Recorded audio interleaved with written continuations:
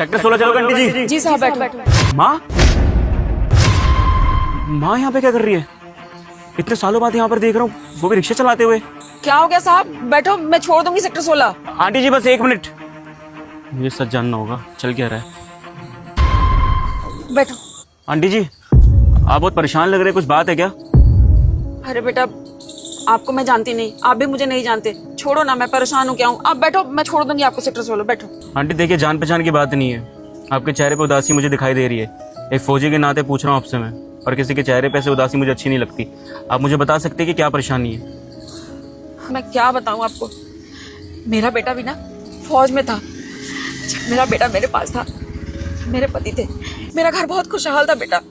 उसके बाद मैंने अपने बेटे की शादी भी करवाई, बहू को लेकर आई, अच्छी संस्कारी समझकर। पर अब क्या बताऊं, पता नहीं मैंने इस जन्म में या पिछले जन्म कौन सा गुनाह या गलती कर दी जिसकी सजा मैं भुगत रही हूँ। समझा नहीं मैं कुछ। मतलब आप अपने बेटे से लड़ झगड़ के आई हैं या फिर अपनी बहू से? मतलब क्या करा उन्होंने? नहीं बेटा, मैं अपने बेटे से लड़ ही नहीं सकती ना। मैंने आपको बताया ना, मेरा बेटा भी फौज में था, वो इस दुनिया में नहीं है। आपको तो पता ही होगा फौज की जिंदगी कैसी होती है। एक दिन मेरा बेटा घर में था तो वहाँ बॉर्डर से फोन आया कि बॉर्डर पर लड़ाई छिड़ गई है। मेरा बेटा उसी समय निकल गया युद्ध के लिए, वहाँ आतंकवादियों से युद्ध करता हुआ। मेरा बेटा इस देश के लिए शहीद हो गया। तो ये खबर आपके पास किसने पहुंचाई है कि आपका बेटा शहीद हो गया है, आतंकवादियों से लड़ते उनको कुछ हो गया है? वो मेरी बहू है ना, उसने बताया कि मेरा बेटा शहीद हो गया। तो एक बार भी आपने जानने की कोशिश नहीं करी? आपने एक बार उनके वार्ड में कॉल किया होता, पूछा होता कि क्या मेरा बेटा सच में शहीद हुआ है? अब बेटा मुझे तो नहीं आता ये सब करना, पर बहू ने किया था, पता करवाया था।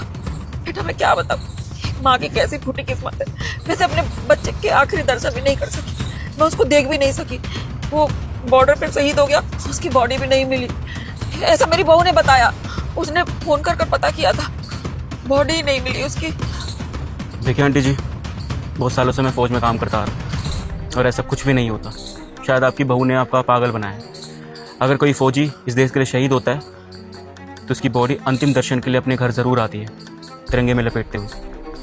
और आपको अगर इस चीज़ के दर्शन नहीं मिले ना, इसका मतलब आपकी बहू ने आपके साथ धोखेबाजी करी है, झूठ बोला है आपसे। हाँ बेटा, ये तो मैं जानती हूँ मेरी बहू अच्छी नहीं है, पर क्या इस बात को भी झूठ बोल गई कि मेरे बच्चे की बॉडी नहीं मिली।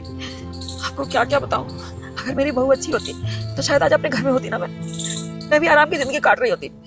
देख लो, मेरे बेटे के शहीद होते मेरी तो पूरी जिंदगी बर्बाद हो गई। उसने मुझे घर से निकाल दिया,